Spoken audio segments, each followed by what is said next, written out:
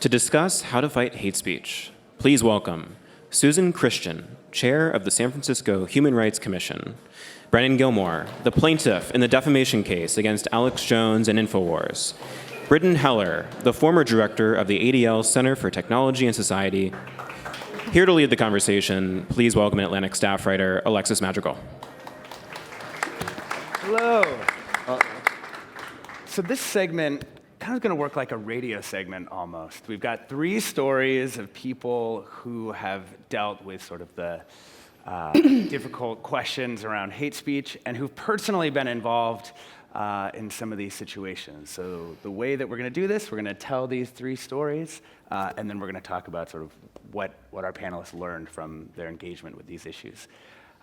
First, we're going to start with a video that may be it is disturbing. It's a disturbing video, but I think it's important for us to take a look at it.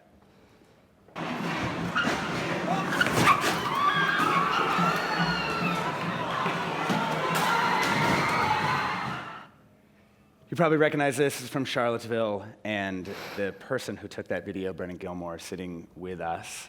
Can you describe to us sort of what happened and then the aftermath of posting this video? Sure. Well, this was, of course, last summer in Charlottesville, and this was the 3rd time that there had been a public gathering of white supremacists that had focused on Charlottesville because of, in part, a controversial statute of Robert E. Lee. And on August 12th, there was essentially a very chaotic scene. I would say it was lawless, except that there was a lot of law enforcement there, but they stood by and did nothing while a day became increasingly violent. A state of emergency was declared midway through the day, and things had calmed down quite a bit. And so I had been counter-protesting against the white supremacists and went out on the streets with several friends to sort of gauge how the situation was developing, and began filming a crowd of anti-racist protesters coming up the street when I heard from behind me the sound of that vehicle, and spun around and captured that entire video. In the aftermath of that chaos, I had to make a decision whether or not to put it online. At first, I didn't want to do that. I thought it might be used essentially to glorify what had happened, and I was worried about capturing what I at the time thought were multiple people's deaths. But after consulting with friends, they said that the news was reporting that this had been an accident, that this person had been fleeing a crowd. So I thought it was important to put it out there to bear witness to what had happened, because it was a key part of what happened in Charlottesville that day. And so I did that. Immediately, the video went viral, and I started receiving a lot of requests to give witness testimony about what had happened there. And I did. I thought that was an important thing to do. And so I did several interviews with national and international media to describe what had happened, and basically said what I saw, and then it condemned the white supremacists that had come to town that day. After I was finished with those interviews, I thought the story was over for me, that I had performed essentially what I thought was a civic duty. But within hours, I got a call from my sister who said that she had been monitoring my media appearances and had discovered that there was, on these far-right sites, conspiracy theories starting to develop about me. I have a background in the Foreign Service. I served for the U.S. State Department overseas for many years, and they had found these key parts of my bio, and conspiracy sites had started telling the story that I was actually involved in staging what had happened in Charlottesville and then spinning a narrative that would be harmful to Donald Trump. So that started the day after. But you had the conspiracy was that you yourself had plotted for this to happen, and that's why you happened to be there filming it. Correct. That couldn't have been a coincidence that I was there. And the conspiracy theories were wide-ranging and variant, but that was sort of the dominant theme. This happened within hours of the attack, and we saw over the next week those conspiracy theories go from, obscure 4chan part of the internet to, by the end of the week, they were being discussed by congressmen on Fox News. Alex Jones and Infowars on Monday of that week put out a long video about how I was a key part of this conspiracy to make Charlottesville a sort of anti-right-wing event. And I saw an immediate impact. My life got turned upside down. I mean, within hours, I had death threats coming in any social media, any email I had. There was, hacking attempts on every social media and email account. They doxed me. They doxed my elderly parents. I had, Twitter accounts called Punishment Posse, putting my parents' address on Twitter, saying, essentially, go unleash. I had to get police protection for them, and within a breathtaking amount of speed, my life got turned upside down in large part because of these alt-right conspiracy outlets. It almost sounds like reverse schizophrenia. Like you don't think everyone's out to get you, but like these people think that you're orchestrating this incredible thing. How did your family react? Were they worried? Were they? Yeah, I think everyone was quite worried, especially in those hours immediately after Charlottesville. We saw this sort of unprecedented conflict atmosphere in a small college town. My folks live not too far away from that, so we saw a lot of very violent people, and we were concerned that they would essentially attack in one way or another. Over time, I think we all learned to deal with this as a new normal, but the last year and a half of my life has been dominated by this and continues to be. Oh, wow. And just really quickly, what's the state of the lawsuit right now? Okay, so the second part of this story was after, I essentially wanted to fight back. I'd had 2 or 3 weeks of being inundated with these threats. I think, the final trigger was somebody sent an envelope of white powder to my parents' house. We had to call the police, thought it might be anthrax or something. So I talked to a friend who's a lawyer with Georgetown University's Law Center, and we developed a case, a defamation case against Alex Jones and Infowars and 9 other defendants, for defamation and an intentional infliction of emotional distress. And we filed that suit in March of this year, and we had our preliminary hearings earlier this month in Charlottesville. Great, thank you. Brittan, why don't we're going to go back in time a little bit for your story to about 2007. And just to remind everyone, the internet kind of felt different at that time. Yes. And I think we'll discuss this. Pre-Twitter. Yeah, pre-Twitter. This is also after, when Twitter would have said that they were the free speech wing of the free speech party. Like it was a little bit different. It's just important context, particularly maybe for some of the students who didn't really see the internet in this state. So tell us your story. Sure. So my story starts when I was applying to law school. What happened was I was in an LSAT study group, and there was a young man who asked me out on a date. I told him no, and then I ended up getting into Yale Law School, which was his dream school, and he didn't. Soon after that, posts started appearing on this message board that was supposed to be about law school admissions, but it wasn't. It was, the posts were stupid bitch to attend Yale Law, and then it started getting strange. They started saying that I must have bribed my way in with sexual favors, that I was barely literate, that I pretended to be a minority, that I was a Muslim terrorist. And for a long time, I ignored it, probably for about a year and a half. And then I started applying for jobs as a summer associate during law school.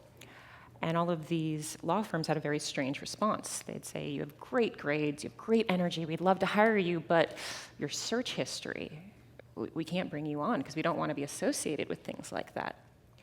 The posts had continued and followed me for about 2 years.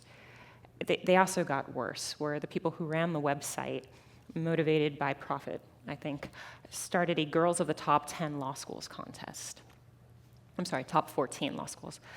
And they encouraged people to take pictures of women, and then they would doctor the photos. Because I had been trying to get content off the web, they put me on crime scene photos, but other people were not on crime scene photos. We'll leave it at that. And they would put the entreaties of women underneath, saying, why are you doing this to me? This isn't me. Please stop, you're ruining my life. So I approached the website and I said, look, this is having a real impact on my life and the lives of others. Here's one line of code. You put in this one line of code, it de-indexes it from Google, and you can continue to say whatever you want. What do you say? And they replied back, you're gonna have to sue us. And I thought about it, and I said, okay. So I had pro bono counsel from Stanford and Yale. The future CSO of Facebook was my volunteer cybersecurity researcher, and we announced the suit on the front page of the Washington Post. The suit went on for about 2 years, and people thought it was going to go to the Supreme Court because it was all these novel issues. Nobody had tried to serve process on a web board to somebody whose name was Cheese-Eating Surrender Monkey. Now a common occurrence. Now a of course. common occurrence, yeah. People thought that, some commentators, they called me the girl who wanted to kill the internet. And I was very worried about squelching innovation and silencing voices. So what I decided to do instead was settle the lawsuit and work with the company that was hosting all of this. We developed terms of service, off topic and on topic, so that it wouldn't follow people around. And I got to meet with all of the people who we identified as harassers. Oh man, and what happened? They all said the same thing, and we're very, very diverse. Some of them went to law school with me, but most of them didn't. And these people had done things like they doxed me. I had to have the FBI escort me to finals. They had people take pictures of me so they could do whatever they wanted to the pictures. They would have a running commentary about what I said in class and where I lived, and they all said the same thing. Diverse people, from retirees to 17-year-olds, men and women, self-educated to PhDs. And they said, I didn't realize that what I was writing was affecting real people. I didn't realize that there was a person on the other side of the screen, and I am so, so sorry. That's incredible. Thank you. Susan, your role in the story you're about to tell is slightly more removed than that. Slightly. Slightly, yeah. But why don't you tell us about when some ads by Pamela Geller were taken out on the buses of San Francisco, and relate that story into what you tried to do about it and how you ended up feeling about it. So I'm an appointed commissioner on the Human Rights Commission in San Francisco, and I've served as the chair for the last 3 years. And I believe it began around 2012. I don't know if everyone knows who this woman is, but she is associated with what has been labeled a hate group and was doing ads that were extremely anti-Muslim and very filled with hate. And because of the content neutral standards at that point for advertising on our public transportation system, MUNI, and also on our regional transportation system, BART, when she submitted these ads, the city had no ability to say no to the ad because all comers were welcome, essentially. There were no prohibitions, no real prohibitions that would prohibit the city from, that would actually enable the city from saying no to these ads. So mayor was outraged, board of supervisors, everybody in the city was outraged, spoke against it, but we could do, city attorney, we could do nothing. And so we had to accept, the city had to accept the ads, but what the Human Rights Commission and the city and the MUNI and other agencies decided to do was to take the revenue from those ads that we had to accept and then to use it for different speech, for what we felt was better speech to counter the speech that we had to be associated with. And so on the buses, on the cars, there would be these ads that we had to accept that were very defamatory, you know, from our point of view and filled with hate. We had ads that had a different message, that had a positive message, that had a message that spoke for and equality and equity and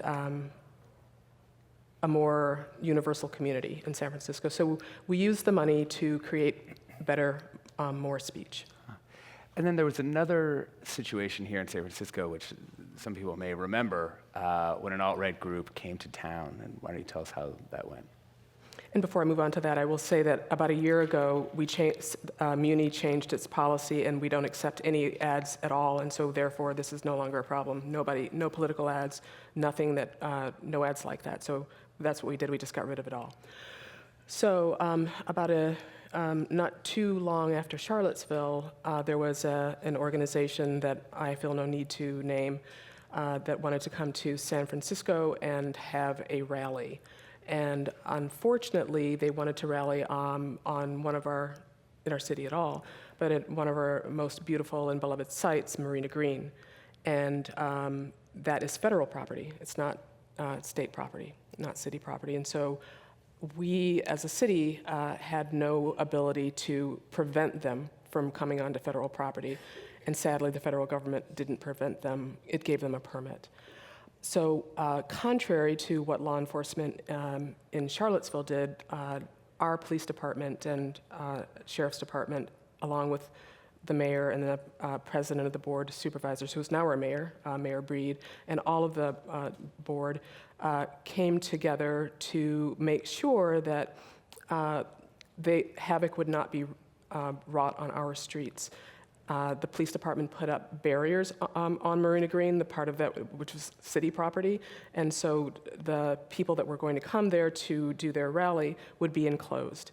And there was no police officer who had the day off that weekend, and people were out in force, and it was such that they were so contained and they were so thwarted in what they wanted to do, which was to create havoc on our streets, that they canceled their rally and decided that they were going to try to do some pop-ups throughout the city. But the department was there, they were forceful, they were on it, and they were not able to, these people were not able to realize their goal. But one of the things that was very interesting, which worked very well, once it was clear that they were coming to we thought they were coming to the city, the mayor, the board, the city came together and said, okay, we're going to create different events that are about equality, love, democracy. We're going to basically shun them, and we're going to have our own events, march down Market Street to Civic Center, things in Dolores Park that focus on who we are as a people in the city and the message that we wanted to spread. And so that day, while they canceled their rally, we had all of this wonderful presence in our city, a lot of togetherness, a lot of speech, a lot of activity, beautiful music. There were also people who did confront these rallying people throughout the city where they tried to pop up, and fortunately no one was hurt. Someone was intoxicated. I think that was pretty much the arrest for the day.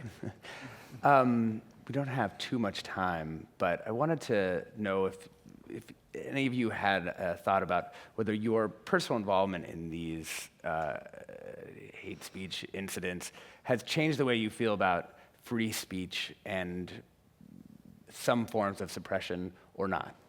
Like, did you start out free speech absolutist and stay there, or did you reverse, or? Well, for me, it's a question about what we prioritize. And what I mean by that is there are very few laws that constrain free speech. The ones we have to be respected. So whether it's a question of Alex Jones defaming me or a question of these alt-right groups who use the mantle of free speech but are actually secretly plotting violence at these rallies, I think it's how do we look at these groups? What's the frame that we look at? So to me, it's a question of prioritization, law enforcement, intelligence. If they were focusing on white nationalists, they would see there's really not much that distinguishes them from international terrorists. They're just here, and they operate under a different set of statutes. I learned that nobody is irredeemable. And that's actually the purpose of freedom of expression, deeper understanding. And so if you're really committed to it, you have to have really uncomfortable conversations. Wow. Thank you so much. Thank you, panel.